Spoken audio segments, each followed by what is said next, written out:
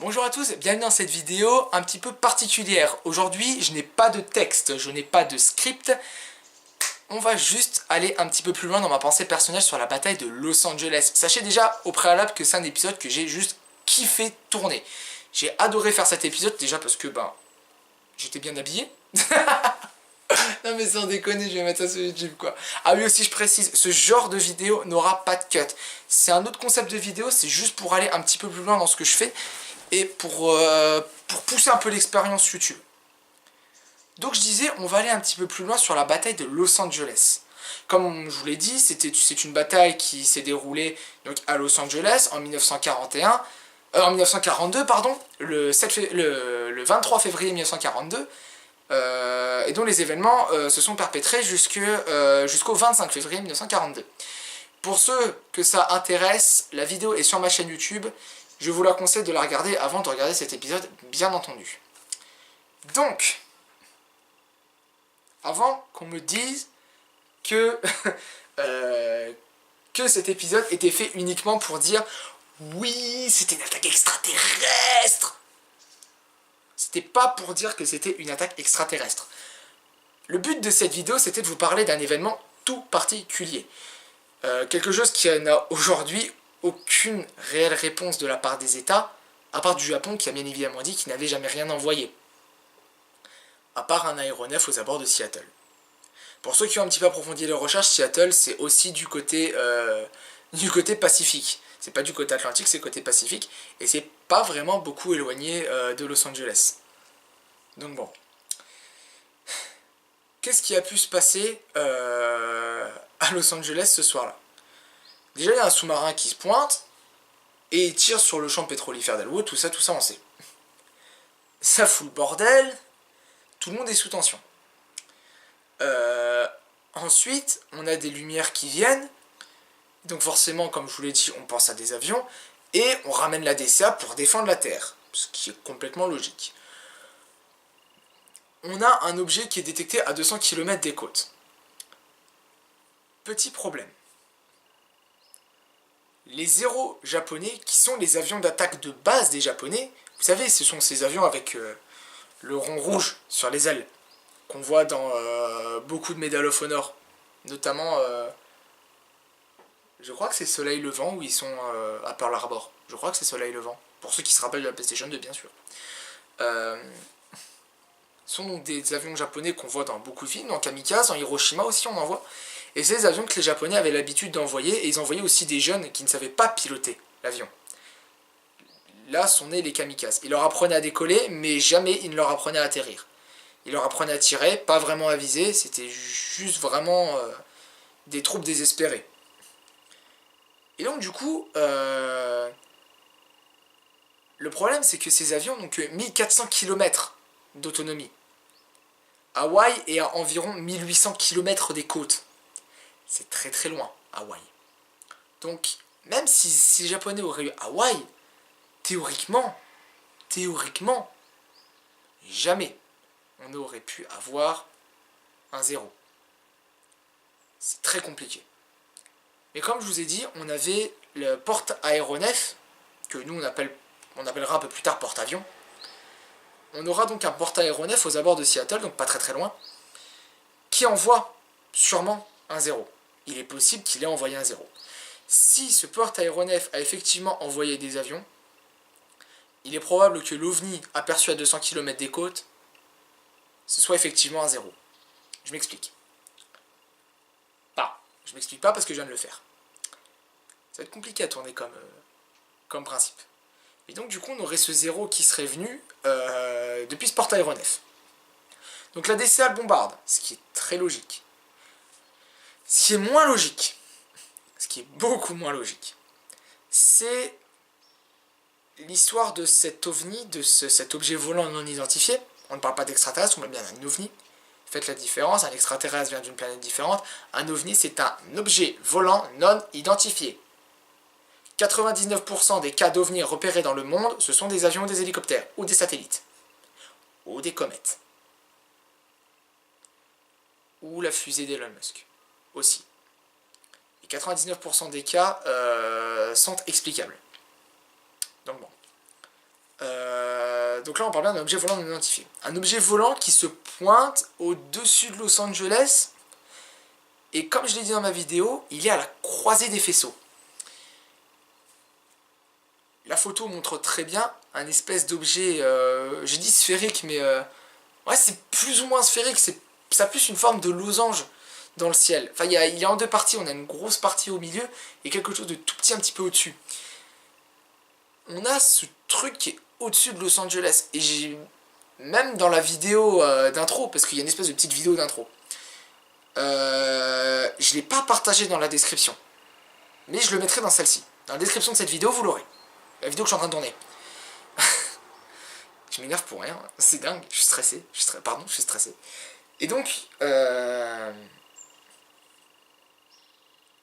ce truc vient à la croisée des faisceaux, et jusque là on se dit, bah c'est logique, ils veulent le viser. Il faut bien qu'au bout d'un moment, les faisceaux se croisent une fois qu'il est repéré. Il y en a un premier qui vient, ça fait comme ça, puis il doit se dire Tango Charlie, il est là, c'est logique. Mais, et si en fait, il y avait vraiment eu un avion qui l'avait abattu, que ce truc était tombé dans l'eau et qu'on l'a encore jamais retrouvé,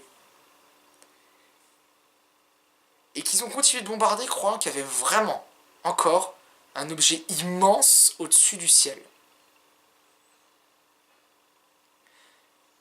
Parce que dans la vidéo d'introduction, on voit pas très bien, c'est pour ça que je vous la remettrai en description. On voit juste un losange. On ne voit pas comme sur la photo. On ne voit pas comme sur la photo que je vous ai montrée. Et donc, est-ce que c'est possible qu'avec les tirs de fusée éclairantes, la poussière créée par les obus, eh bien, les soldats américains aient juste tiré dans leur faisceau? Parce que, selon toutes les théories de la logique, c'est pas possible qu'il ait disparu aussi vite et qu'il n'ait rien eu. J'essaie de trouver une réponse complètement alternative à la théorie extraterrestre. Pas parce que je veux démentir que des extraterrestres sont vraiment venus au-dessus de Los Angeles, mais parce que j'estime qu'il faut avoir un minimum de réalisme. Pas que les extraterrestres n'existent pas à mon sens. Pour moi, les extraterrestres existent, qu'ils soient transdimensionnels, qu'ils appartiennent à notre dimension. Ils existent. On ne peut pas être tout seul. C'est pas logique. On n'est pas dans les romans de The Ring où on apprend qu'on est dans une simulation informatique. Oh, pardon, spoiler. Mais encore, c'est pas un gros spoiler. Mais voilà. Donc, est-ce que ce serait pas possible que les Américains aient juste tiré dans leur faisceau? C'est juste quelque chose qui me fait dire ça parce que, vous voyez, j'ai trouvé une autre photo. Je vous la mets en description parce que c'est un épisode qui ne sera pas monté. Cet épisode ne sera pas monté parce que j'ai juste la flemme de le faire. Et je trouve ça beaucoup plus sympa de faire un épisode sans musique, sans montage particulier, avec juste moi qui parle devant ma caméra comme un débile dans ma maison toute vide. Je trouve ça beaucoup plus sympa. Et vous avez mes réactions en direct. Et vous voyez un peu comment je suis en dehors de mes tournages. Donc voilà, est-ce que ce serait pas possible, quelque part, que les Américains aient tiré donc dans leur faisceau, pensant qu'il y avait quelque chose au-dessus? Parce qu'il a disparu de manière totalement inconnue. Il est là, il est plus là. Mesmer le magicien, incroyable. Il est là et il est plus là. Et s'ils avaient juste tiré dans leur faisceau et que quand ils ont écarté, il n'y a plus rien. Parce que comme je le dis aussi dans mon intro, ils ont tiré de 3h12 du matin jusqu'à 7h21. 1400 obus. Entre 13h12 du matin et 7h21. Ça fait plus de 4 heures de bombardement. C'est gigantesque, 4 heures de bombardement. C'est immense. C'est très long. Moi qui suis lorrain, j'habite à côté de Verdun. Enfin, j'habite à côté de Verdun. J'habite en Moselle, donc pas très loin de Verdun non plus, quoi. C'est pas comme si j'habitais en Picardie. Mais Verdun, je suis déjà allé, et j'ai déjà vu les champs de bataille de Verdun, et je peux vous dire que c'est bien arrangé, même plus de 100 ans après. Bon, ils ont bombardé bien plus de 4 heures. Mais même 4 heures, quoi. C'est énorme. On a le village de Gravelotte près de chez moi. Pour ceux qui connaissent l'expression, ça pleut comme à Gravelotte. Ils ont bombardé pendant moins de 4 heures. Il y a encore les stigmates de la guerre, et c'est vraiment pas joli. Donc 4 heures dans le ciel, S'il y a un machin qui a résisté à ça, c'est tout bonnement incroyable. Mais voilà. Après, comme je l'ai dit, un obus, ça monte dans le ciel, ça explose, ça fait de la poussière. Parce que bon, il y a toute la ferraille et tout qui vole et tout.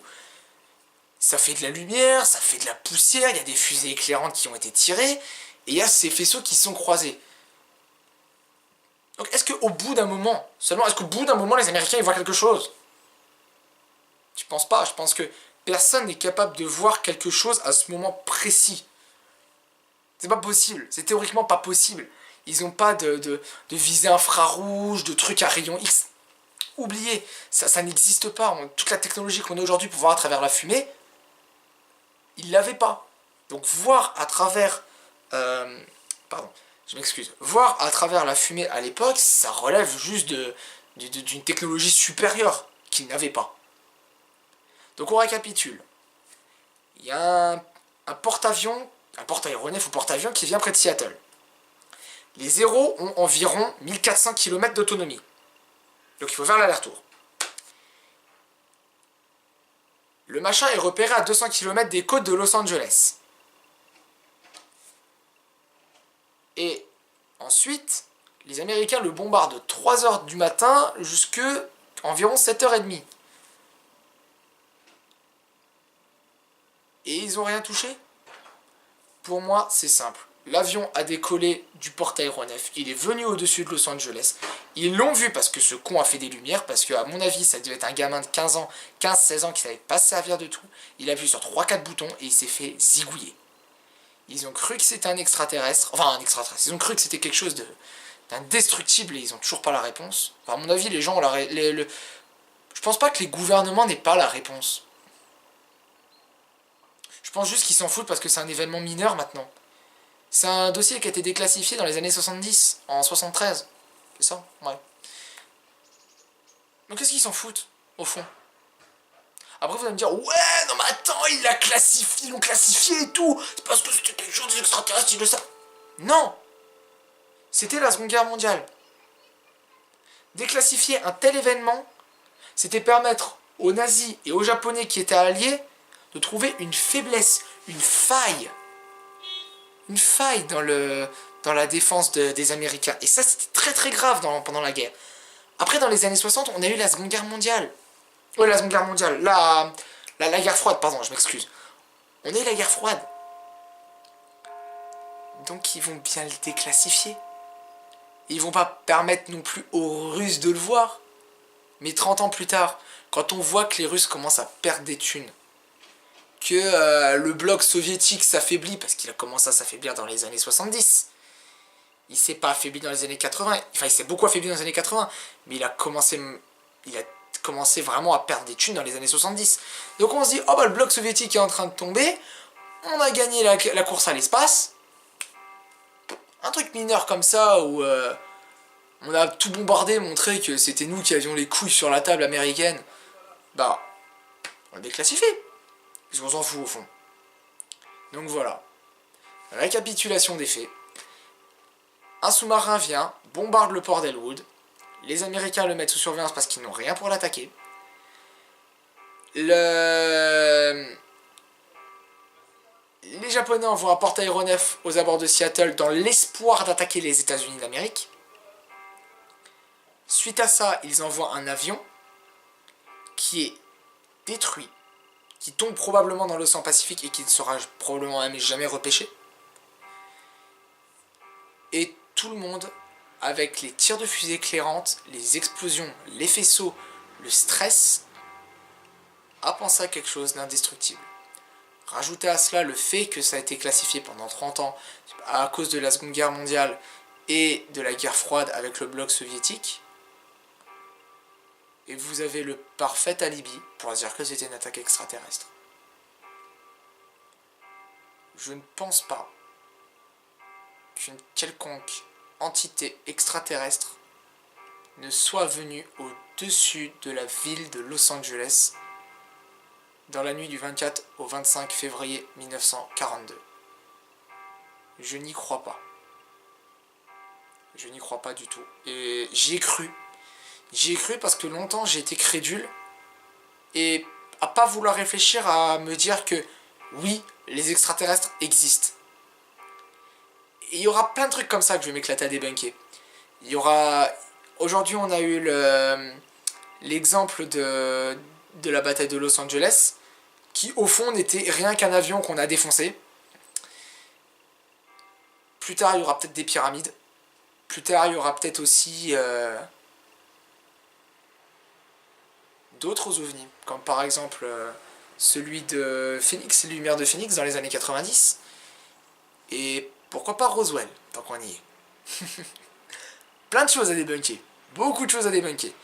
Alors, bien sûr, maintenant, si des gens viennent voir cette vidéo, tout le monde va commencer à dire « Ouais, mais alors lui, c'est un agent de la CIA !»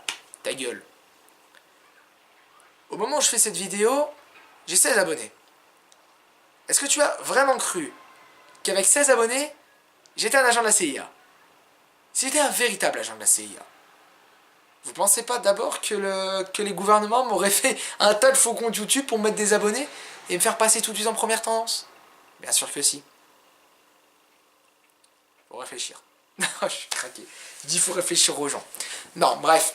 Je dis faut réfléchir, c'est juste la blague. Mais surtout, messieurs, dames, n'oubliez pas une chose. Réfléchissez et restez toujours réaliste. Ne partez pas tout de suite dans des explications complètement bidons. Sinon, on se retrouve avec des gars comme la bataille de Los Angeles, où pendant près de 70 ans, on nous répète que non, c'était des extraterrestres. Réfléchissez un tout petit peu, posez-vous les bonnes questions, faites les bonnes recherches.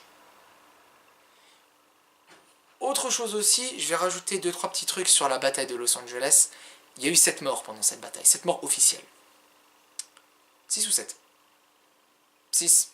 Entre 6 et 7.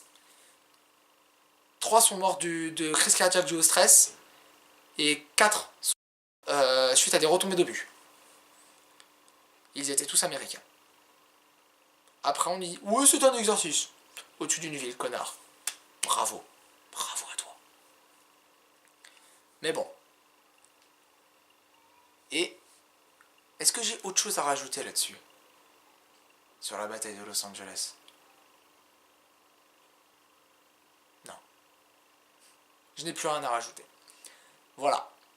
Voilà ce que je pensais de la bataille de Los Angeles de mon point de vue personnel. Alors maintenant la question c'est, pourquoi?